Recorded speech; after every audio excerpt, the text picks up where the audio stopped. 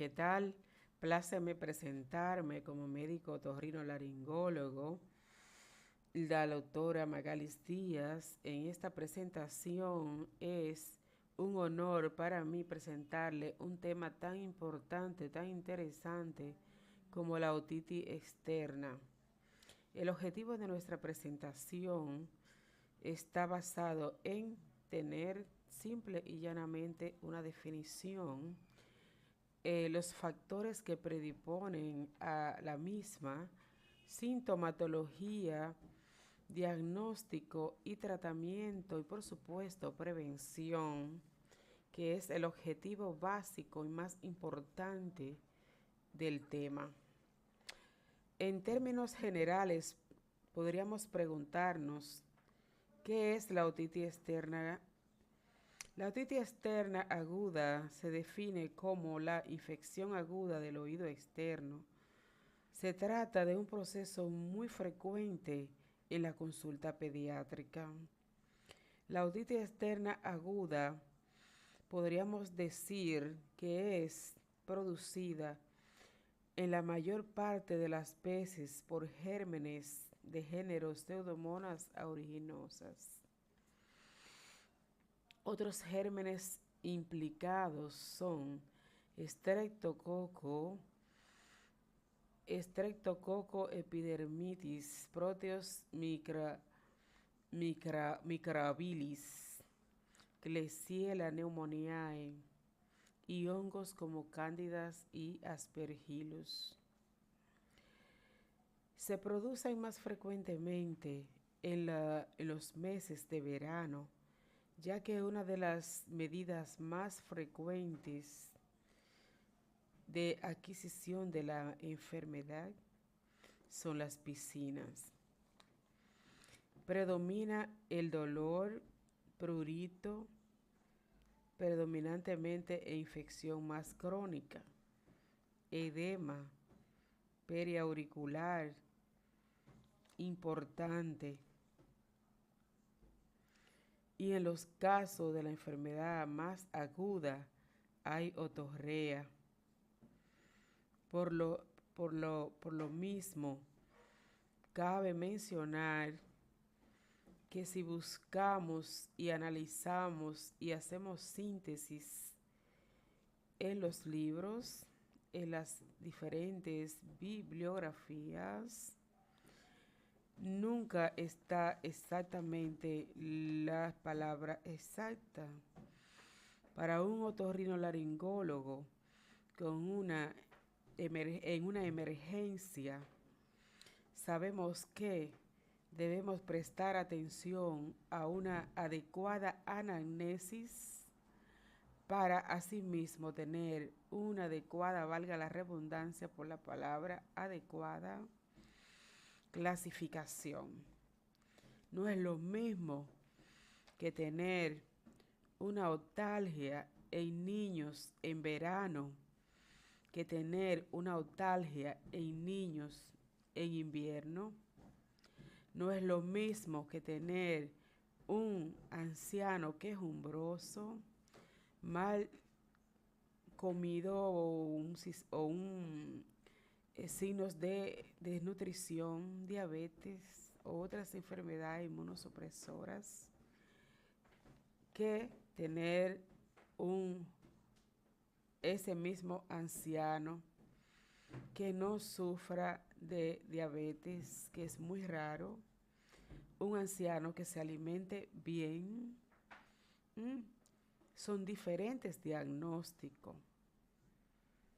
El anciano que ya tenemos con una diabetes comprometida, el paciente ya viene con diagnóstico de una otitis crónica, que ya a la inspección podríamos ver claramente, aparte de la obstrucción en el conducto, el edema, la obstrucción, vamos a suponer, del conducto, muy importante, con una celulitis del pabellón.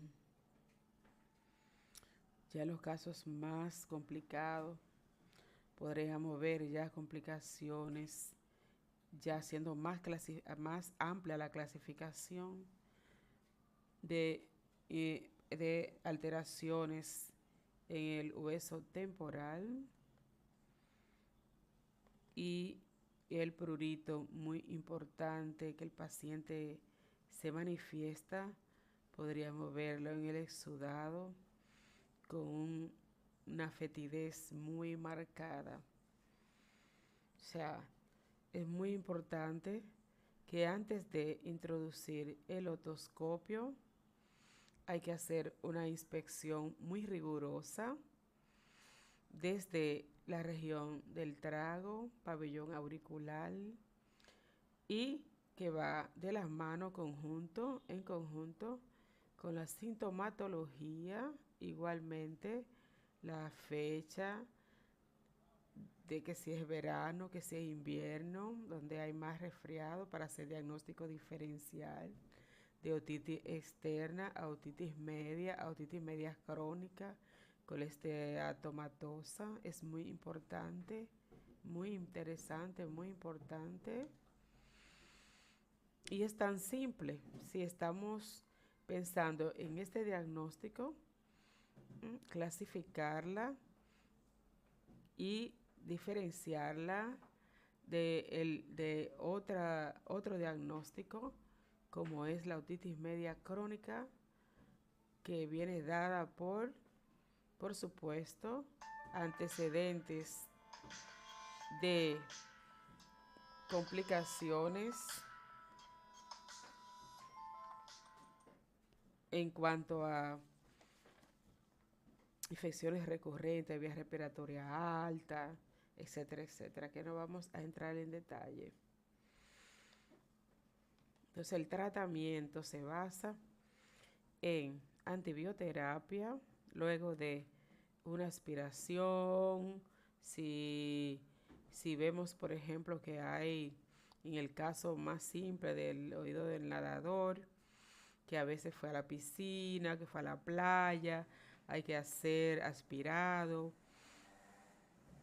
Previamente, si tenemos al alcance, sea con hisopos, yo en mi caso particular, uso agua oxigenada de 10 volúmenes con pequeños hisopos, con mucho cuidado. Si tiene el oído está un poquito abierto, el conducto que se pueda realizar, si no aspiración eh, con una pinza adecuada para oído. Igual uso de antibioterapia, analgésicos, antiinflamatorios, dieta. Yo le pongo dieta a mis pacientes, me interesa si mi paciente se desayuna o no. No es lo mismo un paciente que haga un ayuno prolongado normalmente, que no tiene costumbre de desayunar, que no es importante su desayuno, que un paciente que se desayuna, por supuesto, ¿no?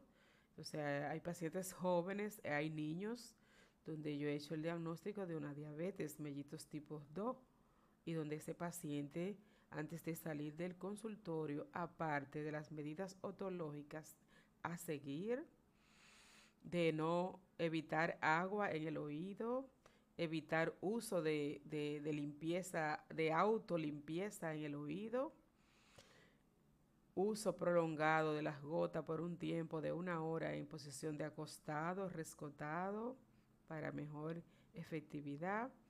Cada 8 horas, antibioterapia dependiendo del caso o la obstrucción del conducto, sea antibiótico inyectado.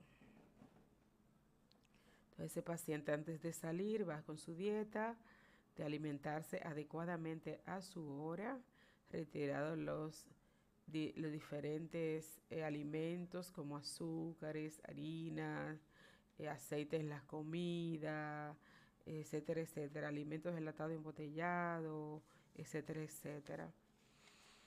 Y dependiendo cómo llegue a la semana o a los 2 o 3 días con los análisis realizados, si le hice su diagnóstico de diabetes, va de inmediatamente a la mano con el endocrinólogo, diabetólogo, de inmediato. Ya a la semana ese paciente ya está totalmente diferente, y se le da un seguimiento, ¿m?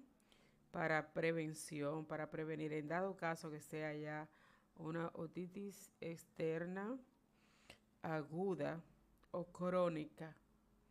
Se le da un seguimiento muy de cerca para que el paciente se restablezca de inmediato. Muchísimas gracias. En síntesis, otitis externa en un otorrino laringólogo de este siglo, donde hay muchos factores estresantes en la vida cotidiana, no es solamente tratar el dolor en la emergencia, en el momento, sino debe de ir con una anamnesis adecuada y una reeducación en ayudar al paciente a combatir el estrés, sea niños, seas adultos o envejecientes, más en niños que hay muchas madres que envían los niños a las escuelas que duran el día completito, salen de inmediato sin desayunar y no saben las madres a qué hora desayunan ese niño, porque ellas dicen en la escuela le dan el desayuno y no es así. Le digo y le reitero, no es lo mismo que usted desayunar a su hijo adecuadamente antes de salir de su casa, prepararle una meriendita para las 10 de la mañana y luego el niño regresar a su casa, no es lo mismo.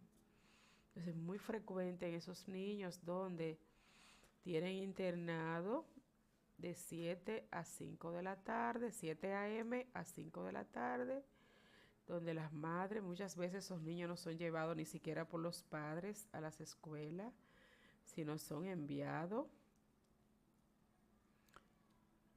a las casas, son enviados a las escuelas y también son enviados a la casa. La madre no sabe qué ha pasado. Muchas veces se hace el diagnóstico de diabetes. Muchas gracias a las personas interesadas. Muchas gracias.